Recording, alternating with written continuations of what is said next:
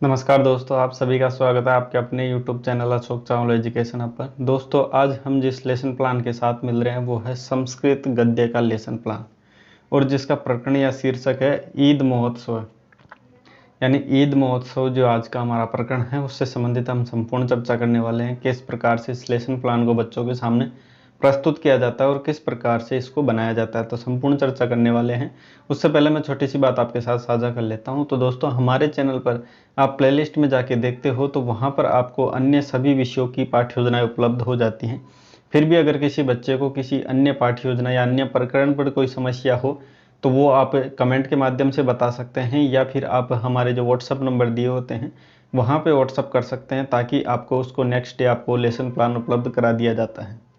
तो दोस्तों, अन्य कोई भी समस्या हो तो आप कमेंट कर सकते हैं। चलो आज की पाठ्य योजना स्टार्ट करते हैं। ईद महोत्सव आज का हमारा प्रकरण है। तो दोस्तों, ये संस्कृत गद्य की पाठ्य योजना है। सबसे पहले हम बात करते हैं ब्लैक बोर्ड स्किल के बारे में, जिसमें हम सबसे पहले इंगित करते हैं विद्यालय से नाम, कक्षा, कालांश, विषय, दिनांक, दिवस, अवधि इत्यादि सभी जो विषय वस्तु है ये बच्चों के सामने प्रस्तुत करनी होती है, बच्चों के सामने ब्लैक बोर्ड पर लिखनी होती है। उसके बाद होता है प्रकरण। प्रकरण में केवल प्रकरण लिख के छोड़ दिया जाता है, उसका नाम उस समय नहीं लिखा जाता है। प्रकरण का नाम आप तब लिखते हो जब आप प्रस्तावना के बाद उद्देश्य कथन करते हो। उद्देश्य कथन करते समय ही आप प्रकरण का नाम यहाँ पे लिखा जाता है। तो सबसे पहले बात करते हैं हम कुछ उद्देश्यों के बारे में। देखिए, उद्देश्य दो प्रकार के विशेषता पढ़े जाते हैं, जो कि एक है सामान्य उद्देश्य जो हमारे विषय से संबंधित होते हैं, दूसरा होता है विशिष्ट उद्देश्य जो कि हमारे प्रकरण से संबंधित होता है। जिसमें सामान्य उद्देश्य की अगर बात करें तो विशेषता ये कम से कम 3 से 4 हो सकते हैं और अधिकतम 8 से 10 हो सकते हैं। ठीक है। इसमें सामान्य उद्देश्य में जो कि हमारे विषय से संबंधित, इसमें पहला उद्देश्य दी छात्राणाम सुक्ते भंडार शब्दे भंडारे च वृद्धिकरणम, यानी जो सुक्ति का भंडार है उसमें शब्द भंडार में वृद्धि करना। ठीक है।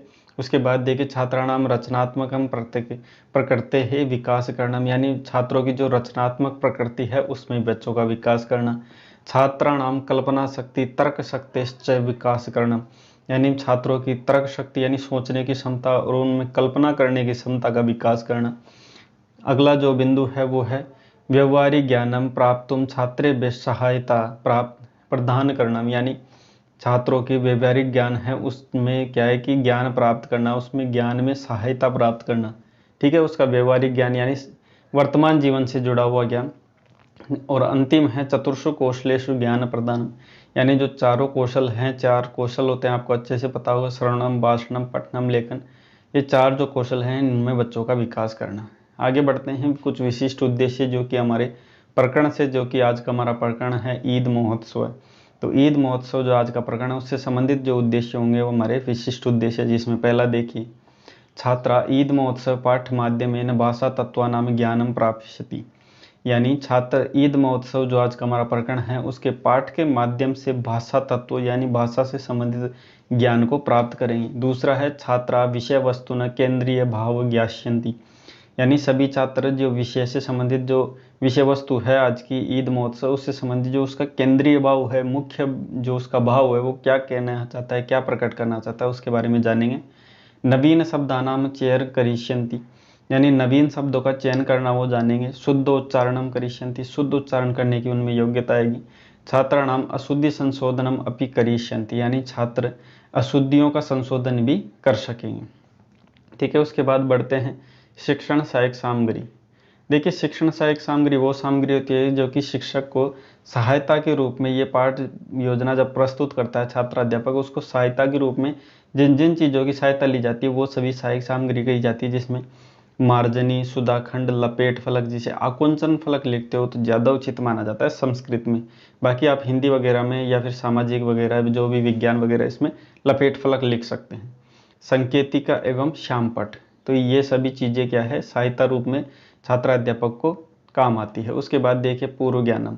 अब पूर्व ज्ञान क्या होता है कि बच्चों को जो भी नवीन विषय वस्तु आज हम पढ़ाने जा रहे हैं ईद महोत्सव से संबंधित, उसके बारे में बच्चों में पूर्व में क्या ज्ञान है वो जानना ही क्या कहलाता है पूर्व ज्ञान। तो सर्वे छात्रा मुस्लिम उत्सव से सामान्य परिचिता सन्ति, यानी जो सभी छात्र हैं मुस्लिम में कौन कौन से त्यौहार मनाए जाते हैं उनके बारे में सामान्यतः बच्चे सभी परिचित होते हैं। ठीक है। क्योंकि जो मुस्लिम समाज के लोग हैं वो भी हमारे एक समाज का हिस्सा ही होता है, तो ये सभी त्यौहार उनके अच्छे से पता होते हैं। जैसे हमारे हिंदू त्यौहार, मुस्लिम जो भी हैं लोग उनको अच्छे से पता होते हैं, वैसे ही मुस्लिम जो भी त्यौहार होते हैं, उत्सव होते हैं, वो हिंदुओं को भी अच्छे से पता हो। तो सभी क्या है कि जो छात्रों का जो कक्ष होता है उसमें सभी धर्म या सभी जातियों के लोग रहते हैं, तो उनको आपस में एक दूसरे का पता होता है। उसके बाद आते हैं, जब बच्चे को पूर्व ज्ञान होता है तो हम आते हैं प्रस्तावना पर, जिसमें 2 कॉलम विशेषता बनाए जाते हैं। एक होता है छात्र अध्यापक का कथन या छात्र अध्यापक क्रिया, और दूसरा होता है छात्र क्रिया। छात्र अध्यापक क्रिया में छात्र अध्यापक क्या करता है, अपनी विषय वस्तु बच्चों से, अपना टॉपिक निकलवाने के लिए उसमें प्रश्न करता है। और छात्र क्रिया में क्या करता है, तो छात्र मतलब उन प्रश्नों का जवाब देने का प्रयास करता रहता है। जिसमें पहला देखिए प्रस्तावना प्रश्न में कि अस्माकं देशस्य नाम किम, कि हमारा देश का नाम क्या है, तो भारत या फिर भारतवर्षम। दूसरा देखिए भारते के धर्मा प्रचलिता संति, कि भारत देश में कौन कौन से धर्म प्रचलित हैं, तो हिंदू, मुस्लिम, सिख इत्यादि अन्य धर्म है जो भी लिख सकते हैं। ठीक है। तीसरा देखिए मुस्लिम धर्म में के उत्सव मान्यते, यानी मुस्लिम धर्म में कौन कौन से धर्म में जो उत्सव है कौन कौन से मनाए जाते हैं, तो मुहर्रम, ईद, बकरीद इत्यादि जो भी हैं। ठीक है। उसके बाद देखिए बच्चे जितना जानते हैं उतना बताएंगे। ठीक है। चौथा प्रश्न है ईद महोत्सव विषय भवंत किम किम जाना दी, कि ईद महोत्सव जो विशेष प्रकार से इनमें मनाया जाता है, ईद का त्यौहार, उससे संबंधित बच्चों में विशेष रूप में क्या जानकारी है वो जानने का बच्चा छात्राध्यापक प्रयास करता है। बच्चा इसमें संभावित उत्तर देता है क्योंकि संपूर्ण बातें नहीं जानता, और बच्चा जहाँ पर समस्यात्मक हो जाता है वहाँ पे छात्राध्यापक क्या करता है, अगला बिंदु करता है जो कि है उद्देश्य कथन। उद्देश्य कथन में मुख्य रूप से क्या होता है कि टॉपिक होता है उसका बच्चों के सामने प्रसारण करता है, यानी बच्चों को टॉपिक का नाम बताते हुए उसमें बताता है कि प्रियांश छात्रा, प्रिय छात्रों, अद्य वयम ईद महोत्सव विषय अध्ययनम करिष्यामि, कि आज हम ईद महोत्सव जो हमारा विषय है उसके बारे में अध्ययन करेंगे। ऐसा कहते हुए जो प्रकरण का नाम है इस समय क्या है ब्लैक बोर्ड पर लिख दिया जाता है। उसके बाद होता है प्रस्तुतिकरणम। अब प्रस्तुतिकरण में क्या होता है कि मुख्य रूप से जो विषय वस्तु है वो बच्चों के सामने प्रस्तुत की जाती है, जिसमें एक कॉलम बनाया जाता है छात्राध्यापक कथन, दूसरा होता है छात्र कथन, तीसरा होता है श्यामपटकारी। तो छात्राध्यापक कथन में छात्राध्यापक अपनी जो भी विषय वस्तु है वो बच्चों के सामने प्रस्तुत करने के लिए संपूर्ण विषय वस्तु बच्चों के सामने रखता है। छात्रा क्रिया में जो भी छात्राध्यापक पढ़ाते समय जो भी मुख्य बिंदु है उनको लिखेगा एवं ध्यानपूर्वक उस जो भी पढ़ाते हैं उसको सुनता है। तो ये चीज़ें हैं। उसमें देखिए सबसे पहले आदर्श वाचन के माध्यम से छात्राध्यापक, क्योंकि छात्राध्यापक बच्चों का आदर्श रूप में रहता है, तो वो सबसे पहले जो भी विषय वस्तु है उसका आदर्श वाचन करता है। जिसमें देखिए छात्राध्यापक कक्षायां छात्राणां सम्मुखे यति गति चिन्हानां शुद्ध स्पष्ट आदर्श वाचनम करिष्यन्ति, यानी जो छात्राध्यापक है वो विशेष रूप से ध्यान रखेगा कि यति जो है, गति है, चिन्ह है, शुद्ध एवं स्पष्ट रूप से आदर्श वाचन करना चाहिए। क्योंकि अगर छात्राध्यापक ही शुद्ध उच्चारण नहीं करेगा पाठ का तो बच्चे कैसे करेंगे, इसलिए शुद्ध उच्चारण पर विशेष ध्यान दिया जाता है। सभी छात्र इसको ध्यानपूर्वक सुनते हैं। ठीक है। उसके बाद देखिए अनुकरण वाचन।